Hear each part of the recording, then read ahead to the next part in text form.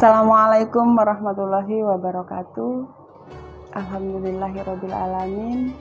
Assalatu wassalamu ala asrofil anbiya'i wal mursalin wa ala alihi wa sahbihi ajma'in. Asyhadu alla ilaha illallah wa asyhadu anna Muhammadan abduhu wa rasuluh la nabiyya ba'dah. Pemirsa yang berbahagia, alhamdulillahirabbil alamin.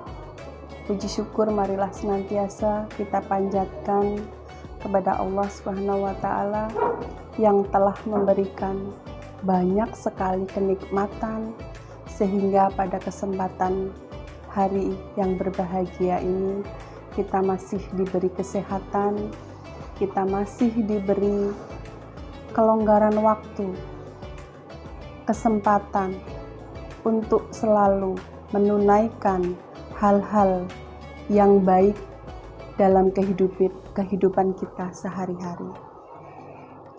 Kedua kalinya, salawat serta salam, marilah senantiasa kita sanjungkan kepada junjungan kita, Nabiullah, yaitu Muhammad Sallallahu Alaihi Wasallam, yang telah mengantarkan kita dari alam yang penuh dengan kegelapan menuju alam yang terang benderang, dari zaman jahiliyah menuju zaman yang penuh dengan kecerahan, yaitu dinul Islam.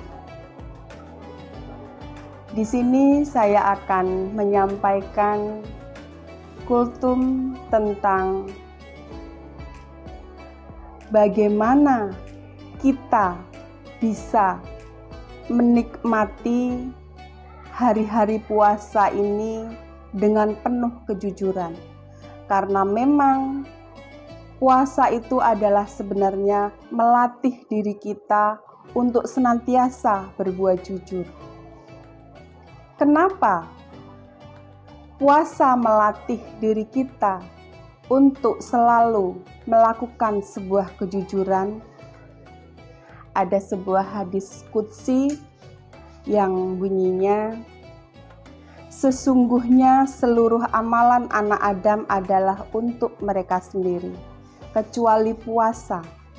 Sungguh ibadah puasa itu untukku, kata Allah. Akulah yang langsung akan memberikan imbalannya. Karena puasa itu adalah perisai. Dari hadis qudsi ini, banyak sekali bisa kita ambil sebuah pelajaran bahwa ternyata Allah memberikan sebuah kespesialan, sesuatu yang spesial untuk orang-orang yang sedang berpuasa. Karena apa?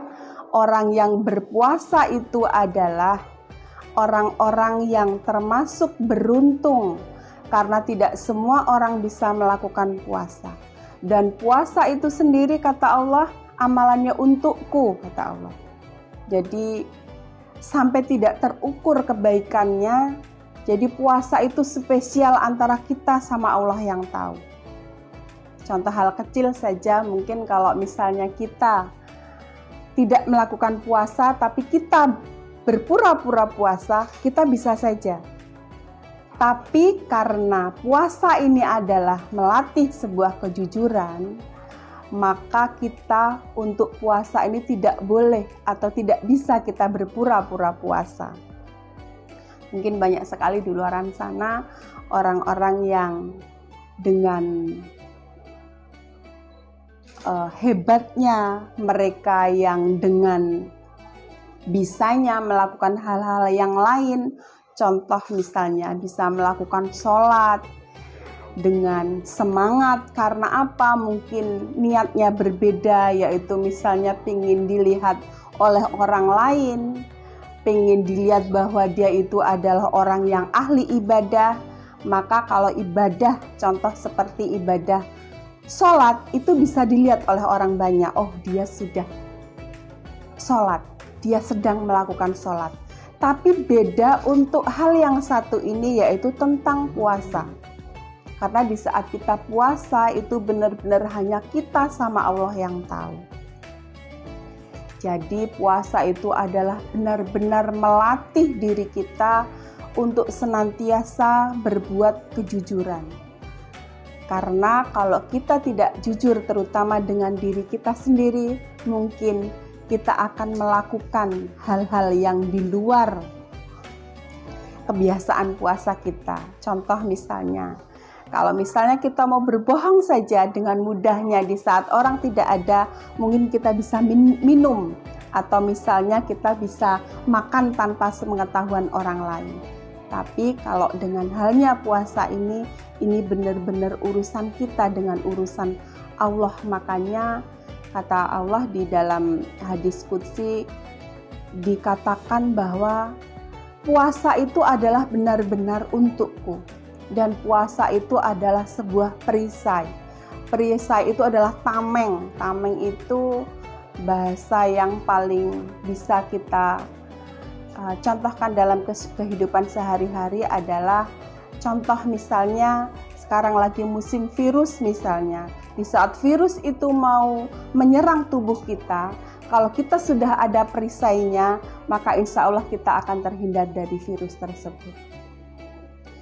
Di dalam sebuah ayat Al-Quran, Allah berfirman di dalam surat Al-Hadid ayat 4, yang artinya, Dia bersamamu di mana saja kamu berada, Allah Maha melihat apa yang kamu kerjakan.